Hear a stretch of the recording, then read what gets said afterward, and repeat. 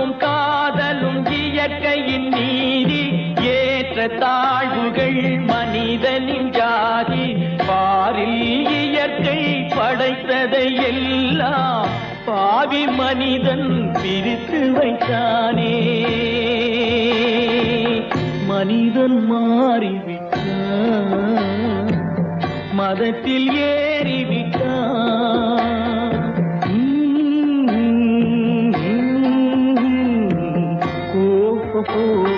வந்த நாள் முதல் இந்த நாள் வரை வானம் மாறவில்லை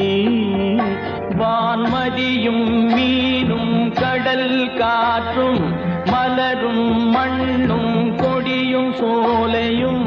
நதியும் மாறவில்லை மனிதன் மாறிவிட்டான்